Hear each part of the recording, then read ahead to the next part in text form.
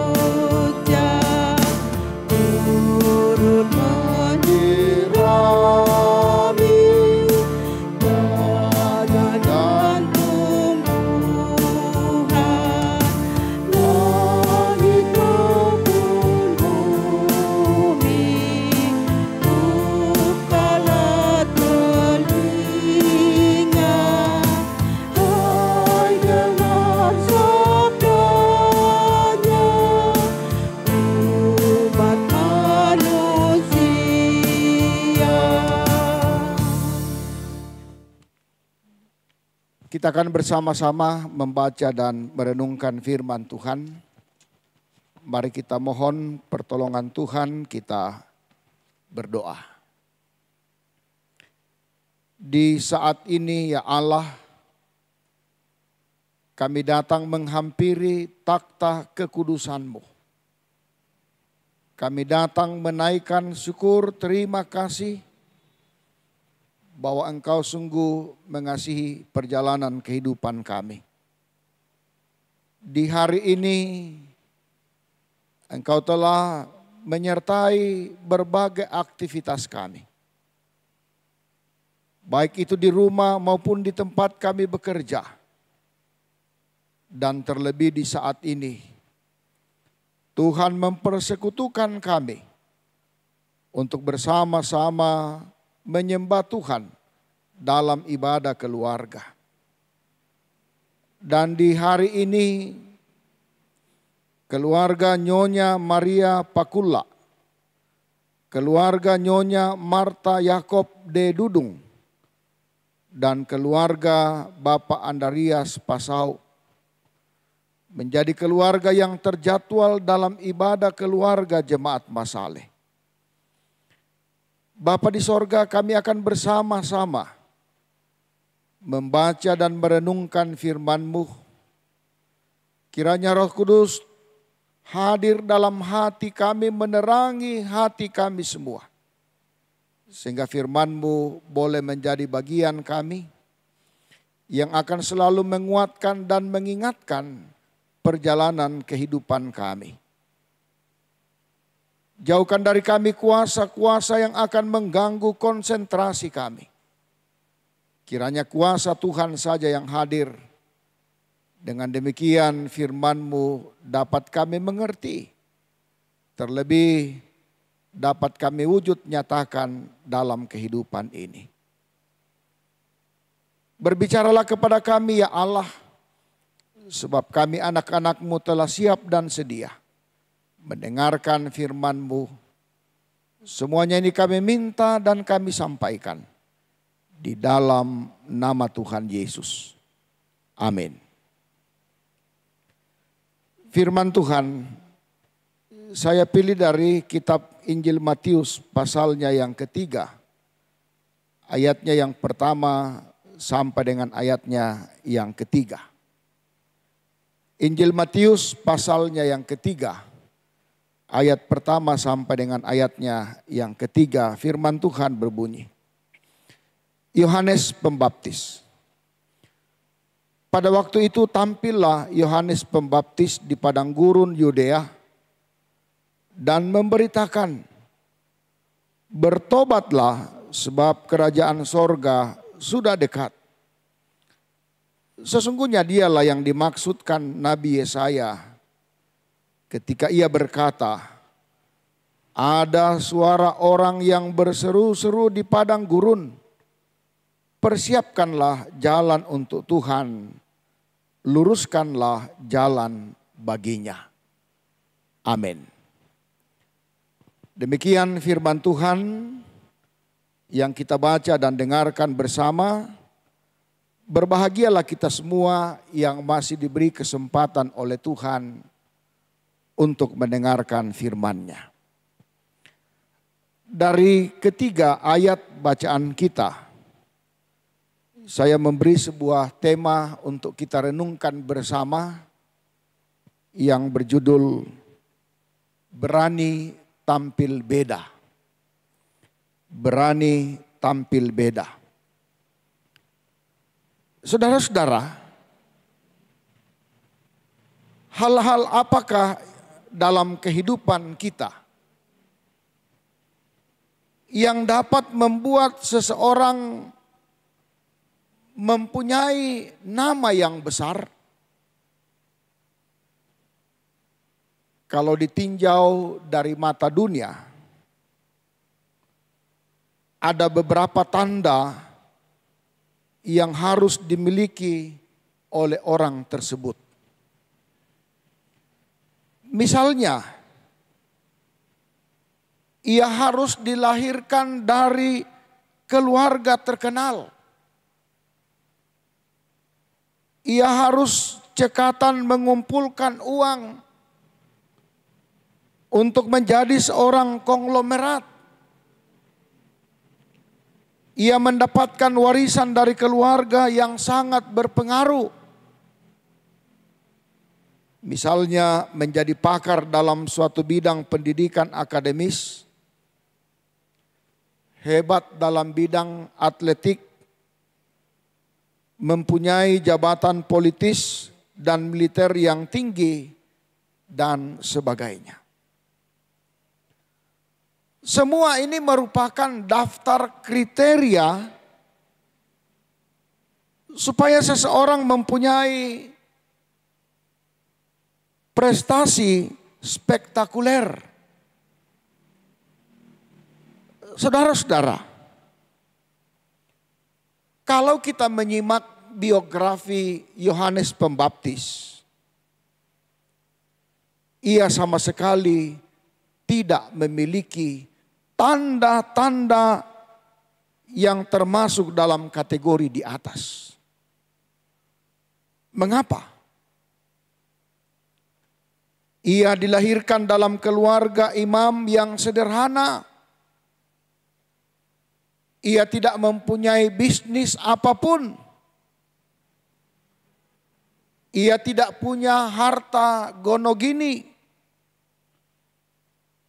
Karena ia tidak mempunyai peternakan dan tidak mempunyai rumah pribadi. Ia juga tidak mempunyai jabatan politis. Tetapi pertanyaannya saudara-saudara, mengapa Tuhan Yesus menyatakan bahwa Yohanes Pembaptis adalah orang yang terbesar? Sesungguhnya di antara mereka yang dilahirkan oleh perempuan tidak pernah tampil seorang yang lebih besar daripada Yohanes Pembaptis. Dengan kata lain, Yohanes ini dipromosikan sebagai orang yang lebih besar daripada Abraham, Ishak, Yakub, Yusuf.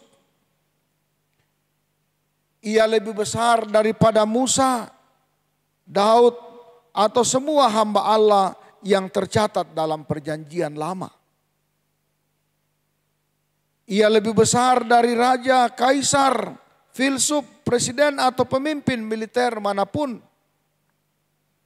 yang pernah ada dalam sejarah manusia. Mengapa? Disinilah letak keunikan dari sosok Yohanes Pembaptis. Segala sesuatu yang berkaitan dengannya adalah sesuatu yang unik dan menakjubkan.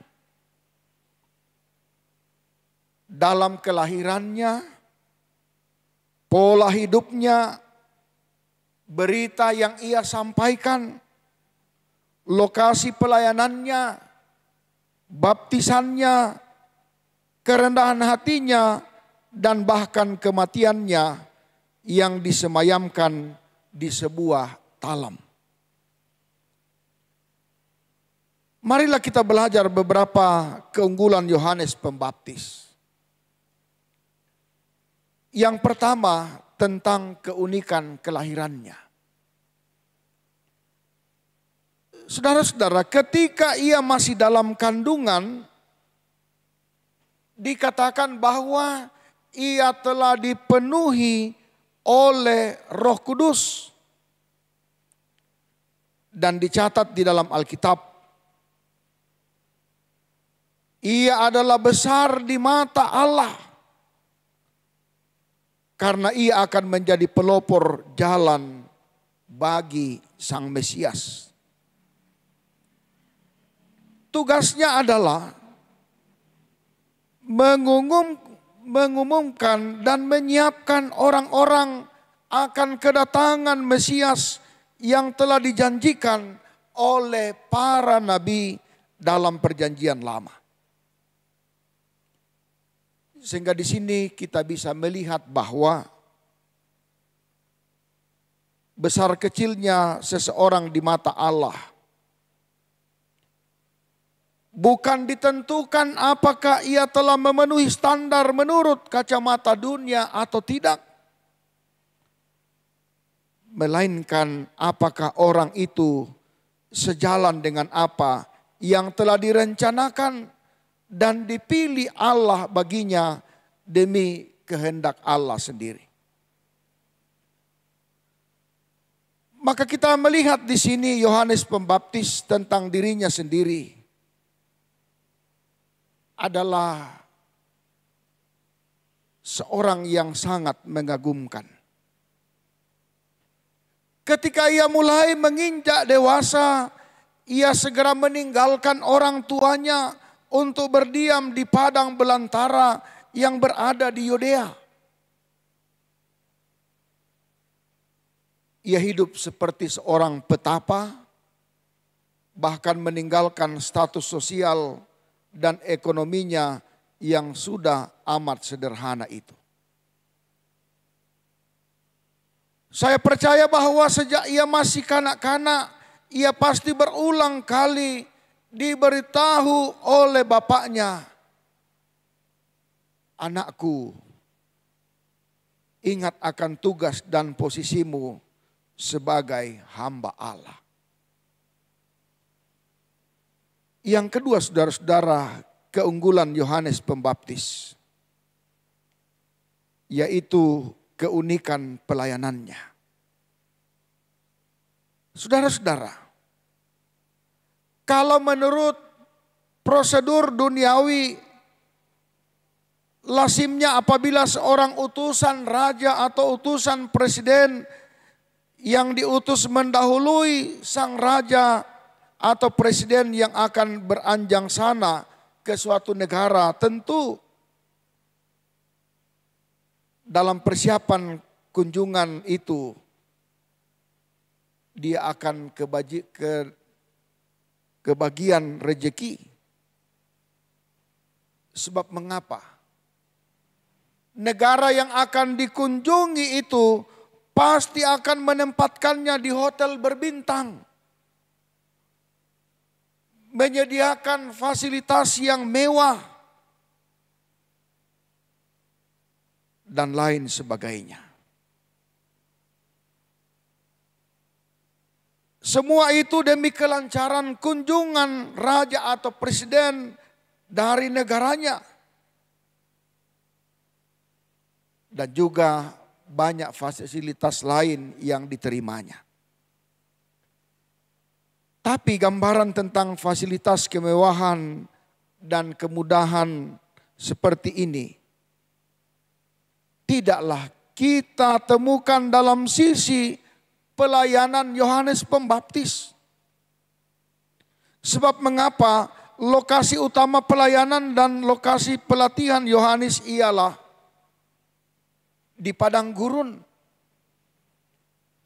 Semua yang dia lakukan ini semata-mata hanya untuk menggenapi nubuat Nabi Yesaya. Lokasi padang gurun merupakan simbol dari pelayanannya, yaitu untuk memanggil orang-orang menjauhi kejahatan duniawi, kemunafikan dan kepalsuan.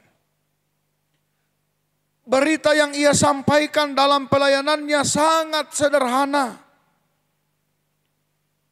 yang bisa diringkas dengan satu kata, bertobatlah. Yaitu harus ada perubahan yang radikal dalam kehidupan orang tersebut seutuhnya. Perubahan dalam sikap, spiritual dan moral terhadap Allah.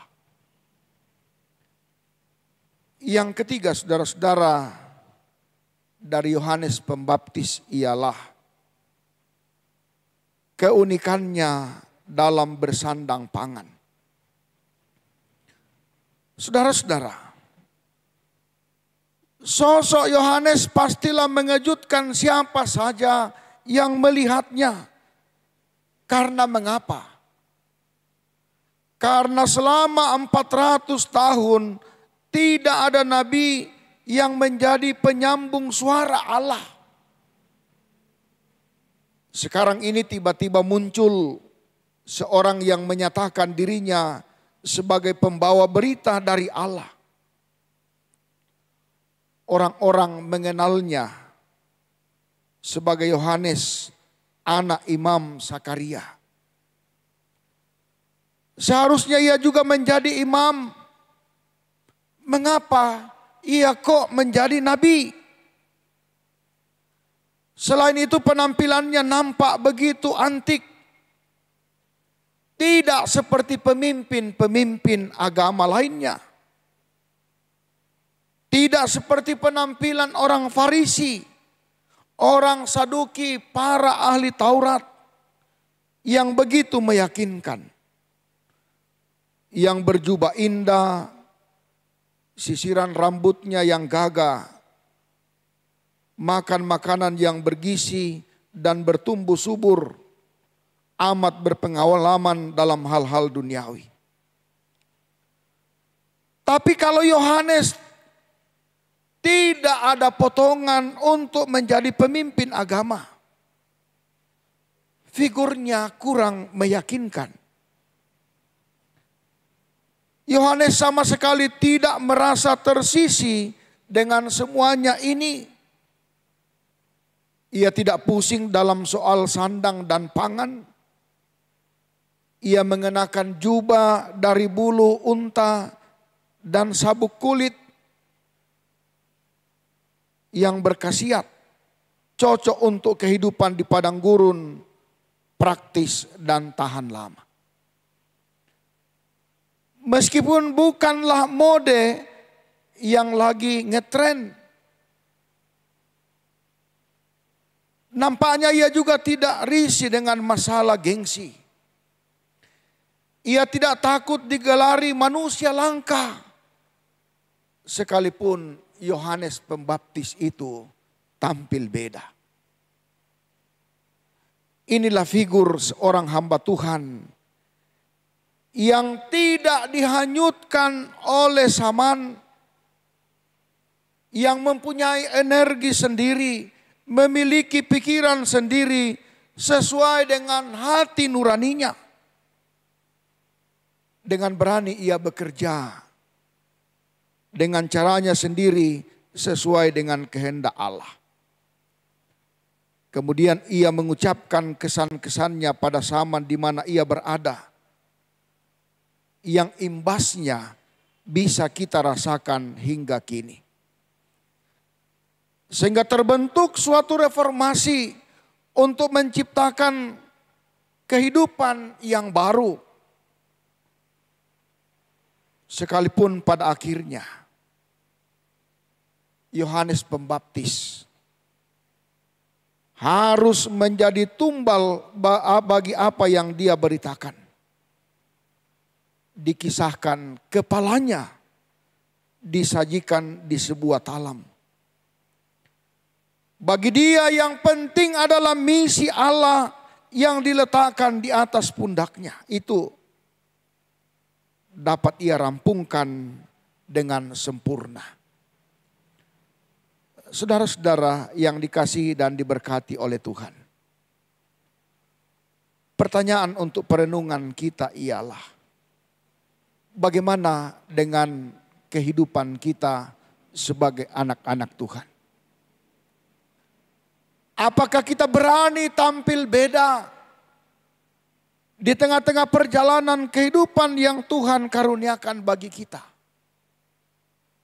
Tampil beda artinya tidak mengikuti keinginan-keinginan duniawi.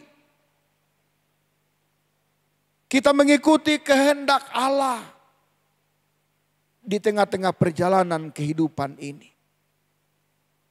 Kehendak Allah itu terwujud dalam kehidupan kita melakukan apa yang sesuai dengan keinginannya.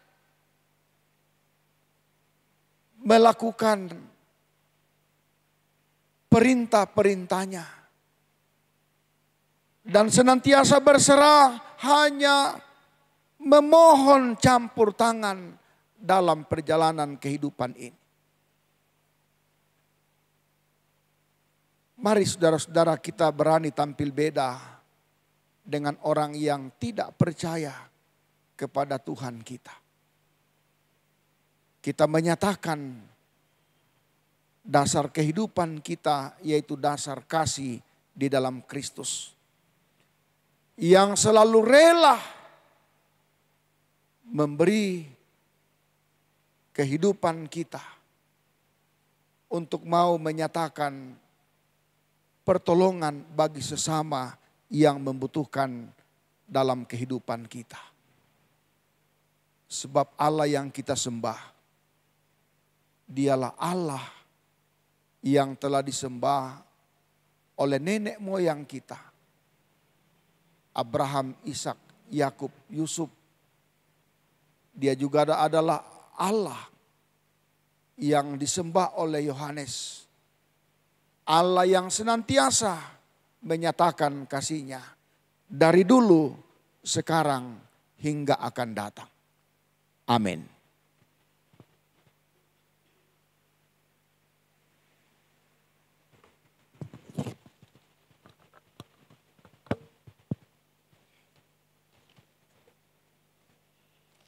Ya, amin firman Tuhan. Untuk menyatakan persembahan kita kepada Tuhan, terlebih dahulu kita akan mendengarkan firman-Nya yang berbunyi demikian. Biarlah mereka bersyukur kepada Tuhan karena kasih setia-Nya, karena perbuatan-perbuatannya yang ajaib terhadap anak-anak manusia.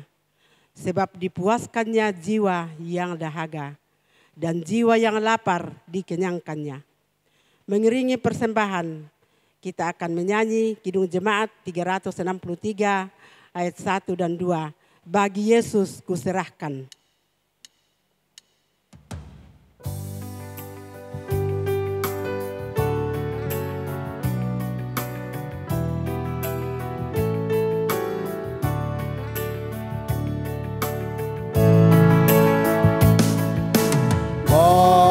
Yesus ku serahkan hidupku seluruhnya,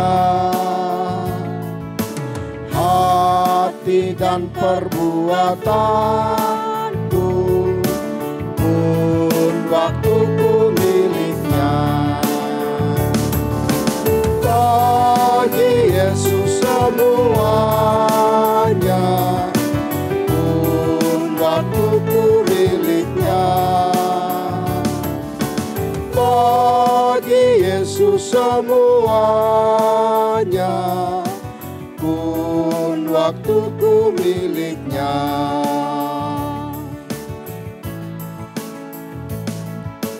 Tanganku kerja baginya, kakiku mengikutnya. Mataku memandang Yesus, yang ku puji Dialah. Bagi Yesus semuanya, yang ku puji Dialah. Bagi Yesus semuanya, yang ku puji Dialah. Mari bersama-sama kita berdoa. Kami datang kembali mengucap syukur kepadamu Bapa. Engkau telah memberi kami waktu dan kesempatan untuk bersama-sama menikmati persekutuan penyembahan kepadamu. Terima kasih untuk puji-pujian yang telah kami lakukan bersama. Dan terima kasih untuk firman-Mu yang telah diperdengarkan bagi kami. Kami merenungkannya dalam satu tema berani tampil beda. Kami harus menampilkan kehidupan kami sebagai cermin bahwa kami ini adalah anak-anak Allah yang harus menjauhi keinginan-keinginan duniawi. Kami mohon Roh Kudus-Mu menuntun kami sehingga firman-Mu ini boleh menjadi bagian kami yang selalu mengingatkan dan menguatkan perjalanan kehidupan kami. Terlebih kami mohon kiranya kuasa Tuhan akan selalu menolong kami untuk melakukan apa yang berkenan bagi Tuhan. Di saat ini Bapa, kami mau berdoa buat ketiga keluarga kekasih kami yang menjadikan rumah doa dalam ibadah keluarga di saat ini. Kami berdoa buat keluarga Nyonya Maria Pakulla. Kami berdoa untuk Ibu Maria Pakulla dalam keadaan baik di Rantepao, dalam menjaga cucu. Kiranya kasih Tuhan terus memberi kesehatan, kekuatan baginya. Buat anak cucu yang Tuhan karuniakan bagi keluarga kami ini. Seperti anak Irwan dan usahanya di Palopo. Anak Juriot Maradani sebagai seorang pelaut yang saat ini bekerja di daerah India, dan istrinya Dr. Ranu Bumbungan di Puskesmas Angin-Angin. Kiranya kasih Tuhan senantiasa bersama-sama dengan kehidupan keluarga kekasih kami ini dalam tugas usaha pekerjaan mereka. Begitu juga anak kekasih Dr. Eli Yuris di Rumah Sakit Elim Rantepao, dan suaminya Aris Paembonan yang adalah seorang pelaut dan saat ini berada di daerah Arab Saudi menuju ke Indonesia. Anak kekasih Yansen Kulla sebagai anggota Polri di Goa, dan istrinya yang tugas di Palopo. Kiranya dalam lindungan penyertaan kasih Tuhan, anak cucu dari Nyonya Maria Pakulla senantiasa dipelihara, disertai oleh Tuhan. Dan Tuhan terus menyatakan berkat bagi mereka. Begitu juga kami mau berdoa bersama-sama buat keluarga Nyonya Marta Yakob de Dudung. Keluarga bersyukur bahwa semua keluarga dalam keadaan sehat-sehat. Maria Allah, Engkau terus melanjutkan dengan memberi kesehatan kekuatan bagi seisi rumah dari keluarga Nyonya Marta Yakob de Dudung. Kami berdoa buat Ibu Marta Yakob Dudung dalam menjalani masa tuanya dan sering mengalami kelemahan tubuh. Kiranya kasih-Mu ya Allah terus menyatakan pertolongan dan terus memberi yang terbaik bagi perjalanan kehidupan orang tua terkasih. Dalam kelemahannya Tuhan memberi kekuatan dan kesembuhan. Kami mau berdoa buat anak cucu yang Tuhan karuniakan buat keluarga Ibu Marta Yakob Dudung. Seperti Papa Aldo sekeluarga di Tanah Toraja. Mama Ade sekeluarga. Nobertus Taruk sekeluarga. Segenap cucu-cucu dalam pertumbuhan dan pendidikannya. Tuhan, Engkau melihat semua aktivitas mereka. Engkau kiranya senantiasa mendahului apa yang mereka rencanakan, lakukan dan kerjakan. Semoga semuanya itu dapat dilalui dengan penuh sukacita atas pertolongan Tuhan. Segala rencana-rencana ke depan keluarga, Tuhan bukakan jalan. Kami juga bersama-sama mau berdoa buat keluarga Bapak Andarias Pasau. Kami berdoa kiranya Engkau terus ya Allah memberikan kesehatan, kekuatan di tengah-tengah perjalanan kehidupan keluarga Bapak Andarias Pasau. Kami berdoa untuk tugas tanggung jawab yang diemban sebagai kepala rumah tangga, sebagai ayah dari anak-anak.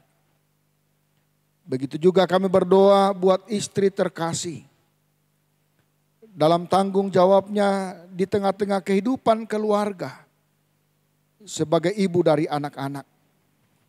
Diberi kesehatan, kekuatan dan kemampuan untuk melaksanakan semua tanggung jawab itu.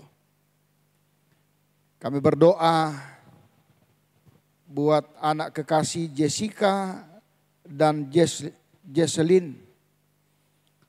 Dalam kehidupan mereka, Tuhan Engkau senantiasa nyatakan yang terbaik. Kami berdoa buat kakak dari Jessica yang sementara mencari pekerjaan. Kiranya Tuhan bukakan jalan. Nenek Jessica di Toraja dalam masa tuanya. Tuhan tetap memberkati dan terus memberi kesehatan kekuatan.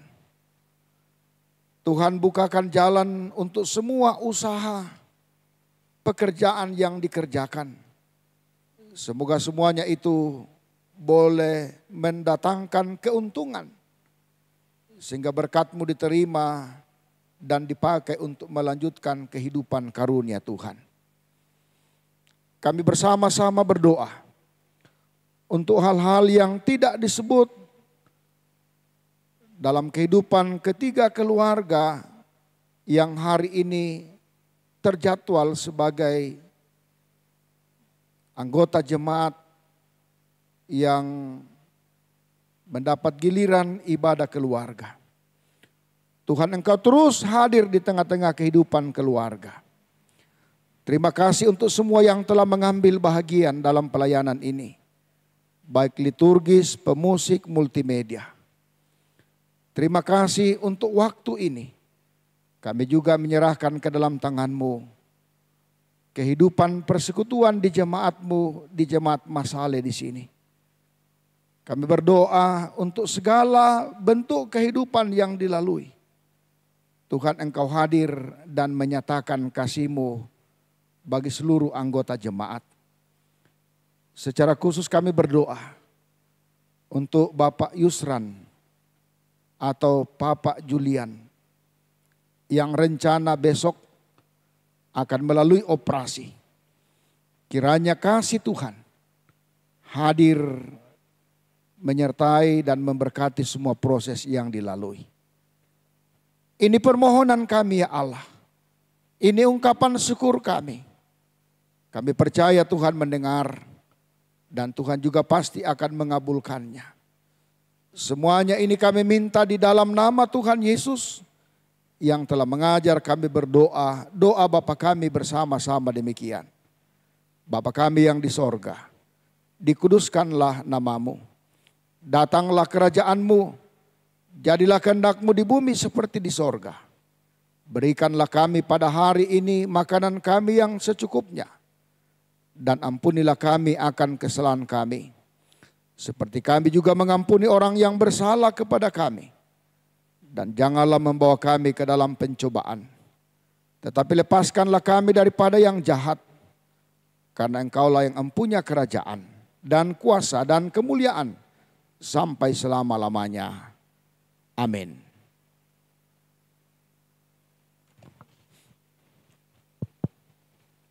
Untuk menerima berkat dari Tuhan, kita sambut dengan menyanyi, Ku mau berjalan dengan juru selamatku.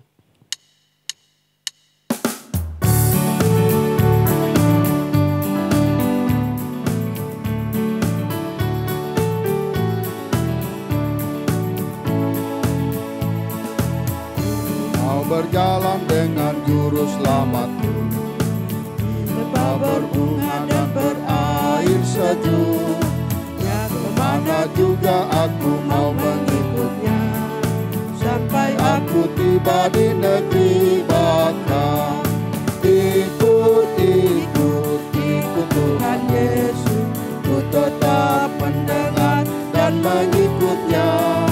Ikut, ikut, ikut Tuhan Yesus, ya kemana juga ku mengikutnya.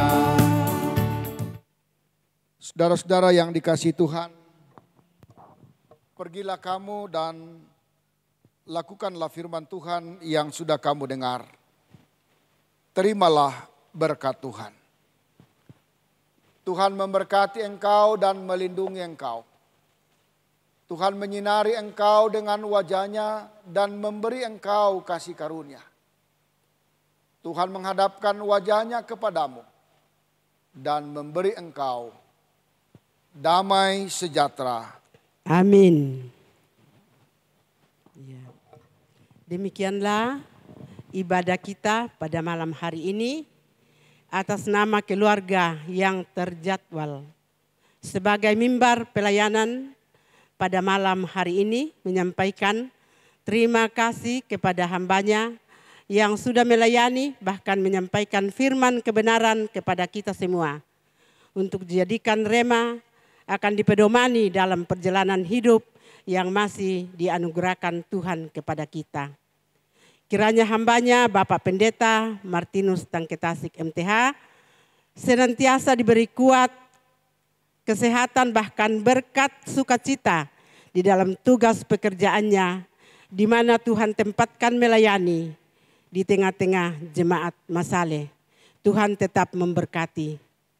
Juga terima kasih kepada semua yang terlibat dalam pelayanan malam ini, pemusik dan tim multimedia. Terima kasih, Tuhan Yesus memberkati. Demikian kami sampaikan, selamat malam, salam sehat, Tuhan memberkati.